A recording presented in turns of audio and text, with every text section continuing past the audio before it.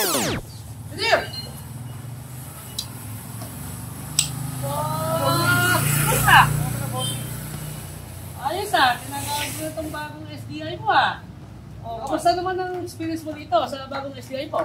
Halimaw ito, bossing. Napaka-accurate ng data. Walang tapon. Saka diesel ito. Gamit na gamit. Wow, very good. Natutuwa naman ako pag i-enjoy ka ngayon dito sa yung bagong mong SDI. Pero maiba ko, bakit gumagamit ka ba ng phone? Ano gagamitin ko? Bamboo? Alam mo ba na itong SDI, pwede mong magamit kahit walang phone? Diyan ka na naman, bossing. Kumana ka na naman eh. Oo nga! Paano yung elevation nun, bossing? Sige. Accurate pa rin ang elevation kahit walang phone. Kaya na i-compute ang IMU yun. Yun yung bagong technology ngayon ni SDI. Ano? Naniwala ka ba? Hindi nga, pakita mga sa akin, bossing. Ano, mga kasolve? Kayo ba naniniwala? Ano, engineer? Testingin natin para makita ng mga kasolve natin. Okay, let's go! Let's go! Okay, mga ka-survey. So, nandito na tayo, no? Ite-testing na natin itong ating SDI without using any phone.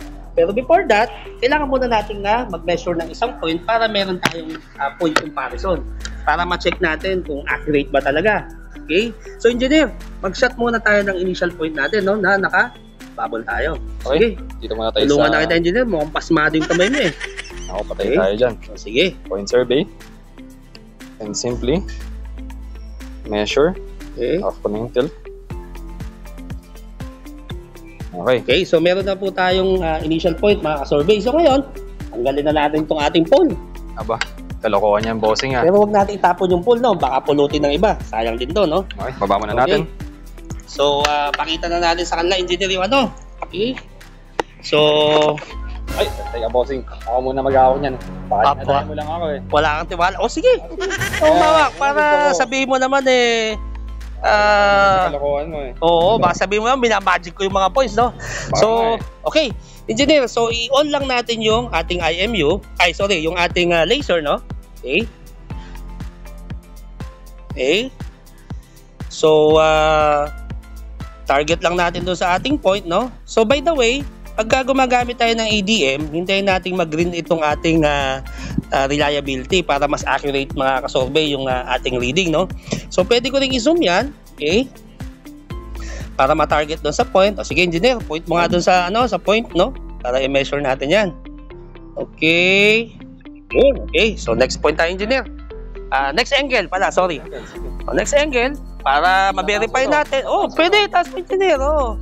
Para makita natin na yung elevation is consistent, no? Okay. So, sige, engineer. Ayun, no? Okay.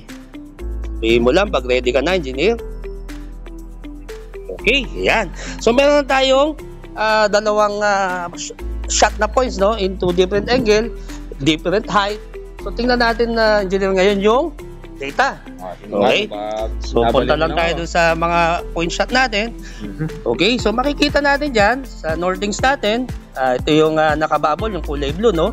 274, 285. So, less than 2 cm. Okay. 287, no? Mili-mili lang. Sa Eastings naman, 854, 825, 833. So, plus or minus 2 cm. Tignan naman natin yung elevation, engineer. Okay. 74,213, 74,222, 1 cm, engineer. Ayop. Ano? Naniniwala ka na? Sulit na sulit yung bili ko dito. Hindi talaga nakakapagsisi. Okay na okay. So, ayan. Mga ka-survey, nakita nyo kung gaano ka-accurate yung ating SDI. So, wala na kayong problema kung sakaling maiwanan nyo yung poll ninyo at nagmamadali kayo, makakapag-survey pa rin kayo without using any poll. Ganong katindi ang SDI. So, mga ka-survey, ano pang hinihintay nyo? Kunin nyo na yung bago nyong SDI.